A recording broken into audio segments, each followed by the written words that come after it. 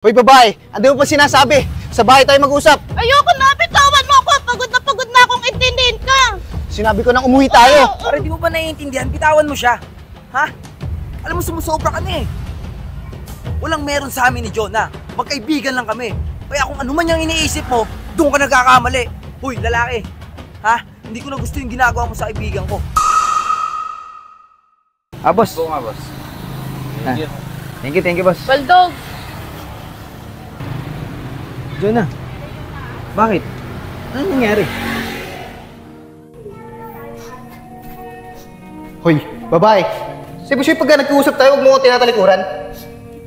hindi ko na kaya yung mga ginagawa mo sa akin. Sinasaktan mo ako sa harap ng mga magulang mo. Alam mo, di lang ako binabastos mo eh. Pati yung mga magulang ko. Hindi na ikaw yung kalbong nakilala ko. Ang laki na ng pinagbago mo. Ako ba yung nagbago o ikaw? Jonah, hindi ka na umuwi sa akin. Paano ako uuwi sa'yo? Sinasaktan mo lang ako. Ito yung tatandaan mo. Hindi ako karag-kano ng babae.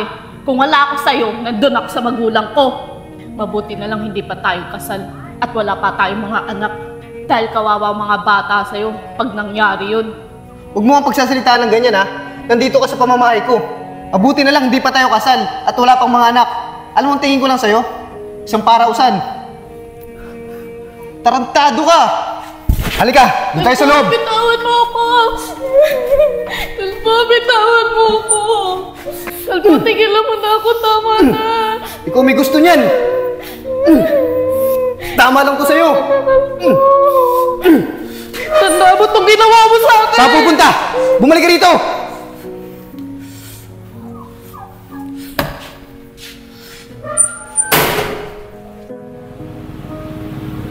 Jonah, grabe pala nangyari sa'yo sa lalaki na yun, ano?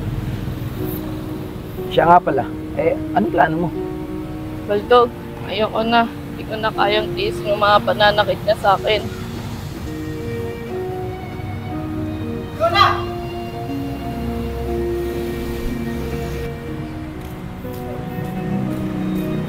Sinasabi ko na nga ba? Kasama mo yung tarantadong lalaki na yan. Teka pare, magpapaliwanag ako sa'yo. Wala naman kaming ginagawang masama ni Jonah. Ano pang ipapaliwanag mo? Kitang-kita ko na magkasama kayong dalawa. Pare, teka sandali. Huwag ka naman mag-iskandalo dito. Nasa pang publikong lugar tayo. Hoy, lalaki, wala kang pake ha. Kalbo, wag ka nga mag-iskandalo dito! Wala naman kami ginagawa ni Baldog ah! Mahiya ka nga! Talagang mas kinakampay mo yung lalaki na yan? Bakit? Anong meron ba sa inyong dalawa? Kung ano man yung iniisip mo, doon ka nagkakamali. Kaibigan ko lang si Baldog. Oo, tama siya. Hoy babae, ano mo pa sinasabi? Sa bahay tayo mag-usap. Ayoko na, bitawan mo ako. Pagod na akong intindihin ka. Sinabi ko nang umuwi tayo. Pare, di mo ba naiintindihan? Bitawan mo siya. Ha? Alam mo, sumusobra ka na eh. Walang meron sa amin ni Jonah. Magkaibigan lang kami. Kaya kung ano man yung iniisip mo, doon ka nagkakamali. Huy, lalaki. Ha? Hindi ko na gusto yung ginagawa mo sa kaibigan ko. Ha? Araw-araw mo na lang siya sinasaktan. Bakit? Sino ka ba? Ha? Wala kang kwentang lalaki. Kung babae lang yung kaya mong saktan. Simula ngayon, huwag mong lalapitan yung best friend ko ha. Dahil pag nakita kong nilalapitan mo siya o sinasaktan mo, tayo magtutos. Halika Jonah, sumama ka sa akin.